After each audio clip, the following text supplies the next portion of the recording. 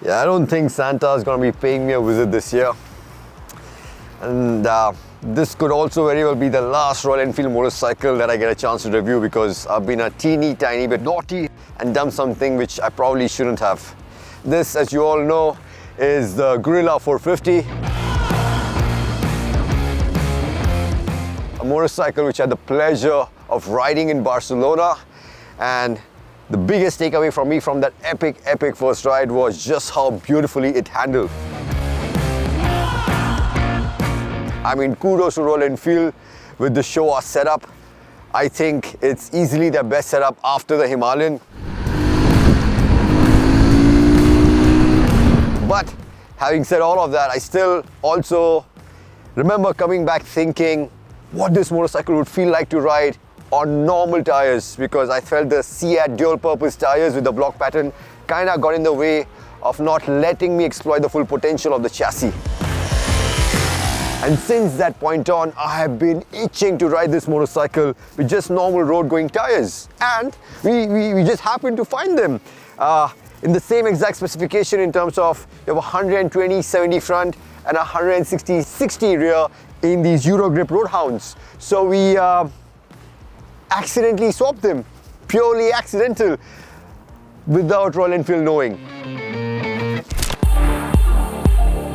So the Roadhounds are Eurogrip's flagship sport touring tires. They are dual compound. They have this high silica content and these special treads to generate more mechanical grip in the wet as well as dry. They are 0-degree steel belt radial tires, W rated, which aim to strike the perfect balance between grip, between feedback and durability. In fact, I tested them recently at the Kari Motor Speedway on the Ninja 650 as well as the Versus 650, and I came back really impressed. The question is, will they also be as impressive on the Guerrilla 450? There's only one way to find out.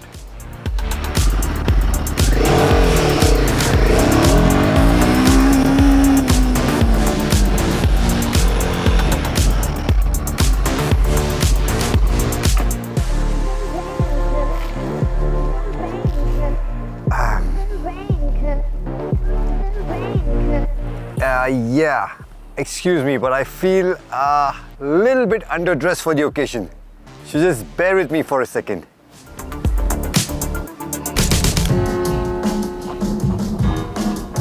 Now that's more like it. Let's do this, shall we?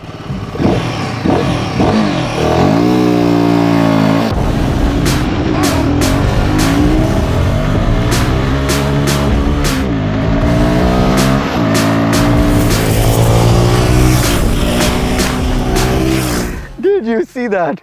Where did that come from? I mean, these shiny black things have transformed my entire perception about the Guerrilla 450. I mean, who would have thought that a Royal Enfield Roadster would be this much fun? I think we are entering KTM territory here in terms of having fun and just messing around with the Guerrilla 450 now.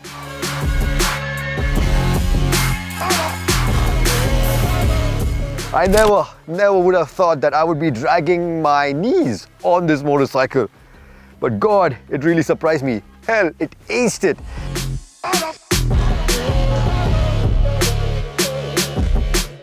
My number one problem with the Ceat tires and the block patterns were on the edge. Because of the block patterns, the tire would start moving around, squirming around, and also in terms of outright edge grip, they didn't really have it because again, the tire was not really designed for this kind of spirited or sporty riding. But now with the Roadhounds, you have the edge grip, you have the feedback, which means you can commit, and when you do, oh my God, you're in for a treat, because even when we were dragging the foot pegs, the bike was barely moving.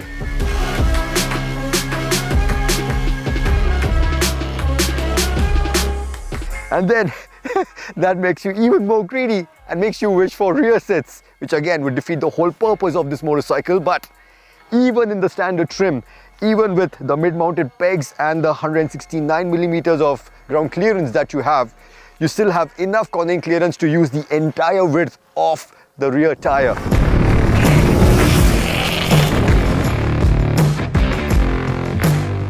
it's incredible how much you learn about the chassis, about the suspension, about the brakes when you slap on stickier tires. Because I have to admit, I was tempted to try the 110 front section to see if it improves the agility of the motorcycle. But now, after trying the Guerrilla on the 120 section but stickier Roadhounds, I know exactly why Royal Enfield has gone for this setup, which is a longer wheelbase and a really aggressive rake and trail. So with a 110 section, that will 100% improve the agility, but it would also make the motorcycle a lot more twitchy. And you would also lose out on the progression that you have with the 120 section, especially when you're tipping the motorcycle into a corner, which I really like.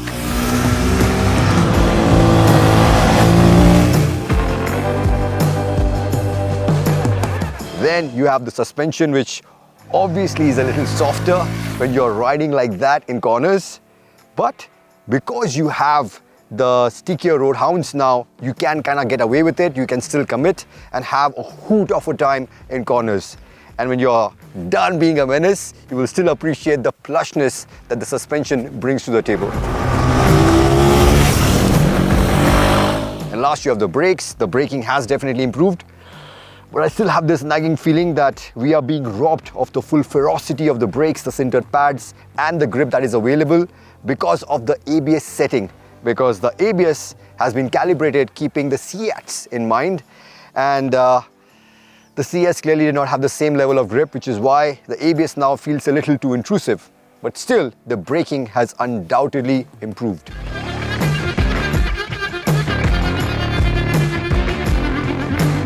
And there's so much fun to be had with all that extra grip on offer. It gives you so much control. So much so that this guy Mahish, holding the camera, had his heart set on the Himalayan until he saw me do all of these shenanigans on this bike, and he's suddenly contemplating getting this instead. And even me, who has been complaining about all of these colorways and how drastic and dramatic they are on the Guerrilla 450, after seeing what this motorcycle can do, I'm kind of falling for this colorway and also this motorcycle in general. So yeah, I would like to believe that my naughty little experiment has turned out to be a resounding success, because if anything, in many ways it has laid bare the weapon of a roadster that RE has in their lineup in the Guerrilla 450. And they should take my advice and offer road tires for this motorcycle, at least as part of their GMA, the main accessories. At least for idiots like me who subscribe to the fun side of motorcycling. Or you can just go for these Eurogrip Roadhounds, which are phenomenal tires, which will put you back by 22 to 24,000 rupees. Money, which at least in my books is very well spent.